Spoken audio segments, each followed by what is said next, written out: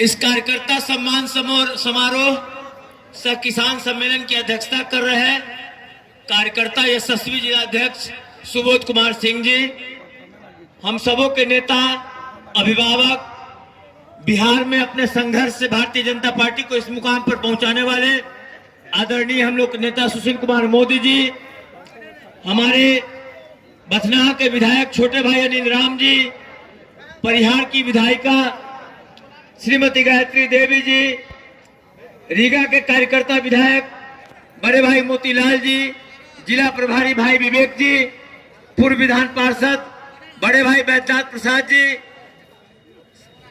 कुशल संगठनकर्ता प्रदेश का नेतृत्व कर चुके भाई रत्नेश जी, जिला के उपाध्यक्ष बड़े भाई उमेश चंद्र झा जी, सीतामढ़ी जिला के कोषाध्यक्ष और भारतीय जनता पार्टी के संस्कार में पले बढ़े जन्मे भाई ध्रुव सर्राफ जी,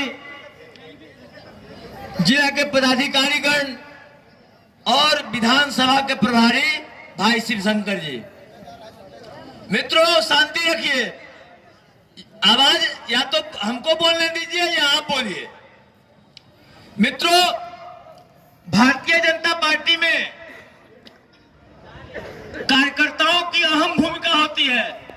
भारतीय जनता पार्टी के कार्यकर्ता अपने बीच के कार्यकर्ता को नेता बनाते हैं। ये किसी दूसरे पार्टी में नहीं है।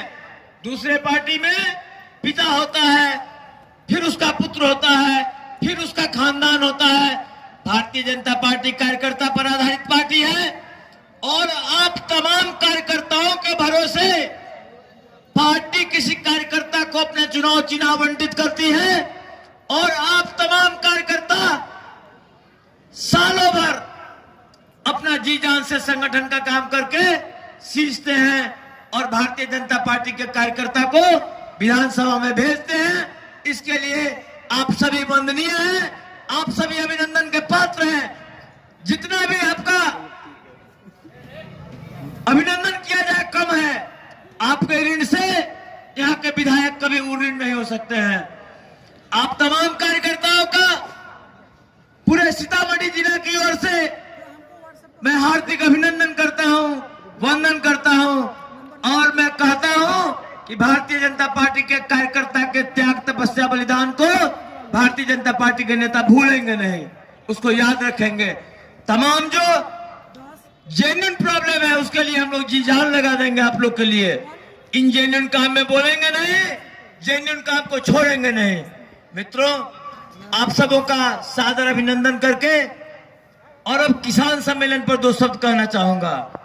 मित्रों, आज दिल्ली के बॉर्डर पे हरियाणा और पंजाब के किसान को गुमराह करके लाल आतंक के साए में कांग्रेस पार्टी और राष्ट्रीय जनता दल और तमाम विरोधी पार्टी देश में हलचल पैदा करना चाहती है, देश में विपरीत परिस्थितियां पैदा करना चाहती है। भारतीय जनता पार्टी के आप कार्यकर्ता है, आप सबों को मालूम है भारतीय जनता पार्टी की स्थापना 1980 में हुई थी। 1980 में अटल जी ने महाराष्ट्र के प्रथम अधिवेशन में कहा था कि भारतीय जनता पार्टी किसानों के संघर्ष में, किसानों के साथ उनके कंधे से कंधा मिलाकर किसानों की लड़ाई में अपनी सहभागिता देगी। उस समय बंगाल में जूट मिलें चलती थी, वहां जूट का किसानों की समस्या थी। दक्षिण भारत में कपास की खेती होती थी, जहां वस्त्र उत्पादन होते थे वहां कपास के किसानों की समस्या थी। महाराष्ट्र में प्याज के किसानों की समस्या थी, गन्ना के किसानों की समस्या थी। अटल बिहारी वाजपेयी ने 1980 में ही घोषणा किया कि भारतीय जनता पार्टी किसानों की लड़ाई में अपना कंधा से कंधा मिलाकर संघर्ष करेगी और किसानों को उचित लाभकारी मूल्य देने के दिशा में अनवरत संघर्ष करके किसानों के उद्भव के दिशा में अपना पूरा काम करेगी। पत्रकार बंधु हैं, यहाँ बुद्धिजीवी वर्ग है, सबको मालूम है देश की आजादी के बाद 62 वर्ष का समय कांग्रेस को मिला। कांग्रेस ने किसान के बारे में क्या सोचा? कांग्रेस की क्या नीति है? कांग्रेस की नीति है जो भारतीय जनता पार्टी ने तय किया है कि 2022 में किसान को उनके उपज के लाभकारी, दोगुना लाभकारी मूल्य देंगे। उसको डिस्टर्ब करने के लिए ये पंजाब और हरियाणा के किसान दिल्ली के बॉर्डर पर आते हैं। मित्रों, आप सभी कार्यकर्ता हैं, आप सभी विचारधारा से ओतप्रोत हैं। आप कल्पना कर सकते हैं क्या देश में 2 ही प्रदेश है किसानों का? सिक्किम में भी किसान है, केरल में भी किसान है, तमिलनाडु में भी किसान है, हिमाचल प्रदेश में भी किसान है, जम्मू कश्मीर में भी किसान है, उत्तर प्रदेश में भी किसान है, बिहार में भी किसान है, सभी प्रांतों में किसान है। जम्मू कश्मीर में ड्राई फ्रूट की खेती होती है तो हिमाचल में सेब की खेती होती है, उत्तर प्रदेश में चावल और गन्ना की खेती होती है। तमाम विषयों पे आप लोगों को मालूम होगा, यहाँ पर हमसे कई वर्ष बड़े लोग बैठे हुए हैं। मैं जब छात्र जीवन में था तो साइकिल पे ड्राम लाद के पेट्रोल पंप पे लाइन में लग के डीजल लिया करता था, और नौजवान था, पैंट शर्ट भाड़ा भारी करके डीजल लेता था। कांग्रेस की किस सरकार ने, कांग्रेस की किस हुकूमत ने किसानों को डीजल का अनुदान दिया, किसानों के सम्मान का किसान सम्मान पेंशन योजना लागू किया? किस सरकार ने फसल का लाभकारी मूल्य पर चिंतन किया? किस सरकार ने पैक्स को चालू करवाया? किस सरकार ने हर खेत तक पानी पहुंचाने का कल्पना किया और उसको मूर्त स्वरूप देने का काम किया? भारतीय जनता पार्टी की सरकार एकात्म मानववाद का सिद्धांत, विचार से ओतप्रोत कार्यकर्ता ही इस देश को संभाल सकते हैं। इसलिए मित्रों, हम किसानों को धैर्य के साथ अपने भारत माता के स्वाभिमान के लिए उसका मुंहतोड़ जवाब देना है। मंदिर के लिए बतासा तोड़ना कदापि उचित नहीं होता है। ये लोग जो भ्रम फैला रहे हैं, उस भ्रम के जाल में नहीं फंसना है। कहीं न कहीं से लाल झंडा के साए के नीचे से राजद वाले, कांग्रेस वाले मिलके दिल्ली के अगल बगल में दिग्भ्रमण की स्थिति पैदा करके तमाम देश के किसानों में गलत संदेश देना चाहते हैं, लेकिन उनकी मंसूबा नहीं कामयाब होने वाली है। भारतीय जनता पार्टी का एक एक कार्यकर्ता, भारतीय जनता पार्टी का एक एक नेता किसानों के लिए संघर्ष करेगा, करता आ रहा है। जनता के समस्याओं के निराकरण का संस्कार है भारतीय जनता पार्टी के नेता और कार्यकर्ता में। इसलिए आप तमाम किसानों को हम आश्वस्त करना चाहेंगे कि भारतीय जनता पार्टी विश्व की सबसे बड़ी पार्टी है। और आडवाणी जी ने कहा था पार्टी विथ ए डिफरेंस, मतलब कि विरोधी लोग डर गए हैं कि भारतीय जनता पार्टी ने राम मंदिर का निर्माण करवाया, धारा 370 हटाया, एनसीआर लागू करवाया, तो निश्चित रूप से 2022 तक किसानों के उपज का 2 गुना कीमत देगा। इस डर से 2022 आने वाला है और उससे पहले वो दिग्भ्रमण की स्थिति पैदा करना चाहते हैं।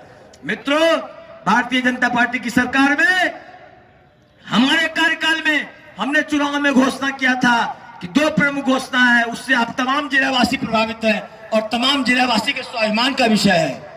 जो मेहसौल में ओवरब्रिज है, जिसके कारण इस क्षेत्र की लगभग 90 लाख से 95 लाख तक जनता प्रभावित है। सीतामढ़ी के पूरब के जिला का आधा क्षेत्र प्रभावित है। मधुबनी दरभंगा का जनता प्रभावित होता है। एम्बुलेंस में कई बीमार मर जाते हैं। वह हमने इशू उठाया है कि इस सरकार में, इस एनडीए की सरकार में और इस कार्यकाल में ओवरब्रिज चालू करवा कर ही हम दम लेंगे। और सीता प्राकट्य स्थली जो विश्व में सीता जन्मभूमि के नाम से प्रसिद्ध होगा, जैसे राम जन्मभूमि विश्व में प्रसिद्ध है, वैसे सीता प्राकट्य स्थली का हमने घोषणा किया था। और आज पर्यटन मंत्री जी को मैंने आवेदन दिया था और आज पर्यटन मंत्री जी उस कार्यक्रम का मूर्त स्वरूप देने जा रहे हैं। सीता पर्यटन के विकास का यात्रा प्रारंभ होने वाला है। मित्रों, आप तमाम लोगों को आश्वस्त करना चाहूंगा कि भारतीय जनता पार्टी के नेता, भारतीय जनता पार्टी की सरकार और भारतीय जनता पार्टी के कार्यकर्ता ने सिद्ध कर दिया है कि party with A commitment, Bharatiya Janata party ने जो जो चुनाव घोषणा पत्र में किया था, समय पे सभी चीजों को लागू किया है। इस डर से कांग्रेस वालों को लगता है कि 2022 में जब 2 गुना मूल्य मिल जाएगा किसानों को, तो मेरे पास कोई मुद्दा बनेगा ही नहीं और भारतीय जनता पार्टी की देश के अंदर परमानेंट सरकार रहेगी। इससे वो हताशा निराशा में आकर लाल आतंक के साए में, लाल झंडा के साए में राजद और बाकी अन्य विपक्षी दलों के सहयोग से देश को दिग्भ्रमित करना चाहते हैं। मित्रों, बहुत वक्त है, हमें जाना है वही सीता पर्यटन स्थल का जो विकास का यात्रा आज प्रारंभ होने वाला है। संयोग से बहुत जल्द ही सरकार ने ध्यान दे दिया। मैंने राज्यपाल महोदय से बात किया, मुख्यमंत्री महोदय से बात किया, उत्तर प्रदेश सरकार में जाके बात किया। आज बड़े सौभाग्य की बात है कि बस चुनाव का घोषणा हुआ और मैंने घोषणा किया, चुनाव जनता ने जिताया और बहुत जल्दी हमारे कमिटमेंट का प्रथम चीज का आज विकास यात्रा प्रारंभ होने वाला है और ये पूरे जिलावासियों के लिए गर्व का विषय है। ये पूरा जिला का, पूरे मिथिला का ये विषय है, सीता प्राकट्य स्थली का उद्भव। मित्रों, मैं अपना बात यह कहकर समाप्त करता हूं कि किसान निश्चिंत रहे, नौजवान निश्चिंत रहे, माताएं बहनें निश्चिंत रहे। एनडीए की सरकार होगी, सारा सुशासन चला है, चलेगा, चलने वाला है, यह सिद्ध हो चुका है। इन शब्दों के साथ भारत माता की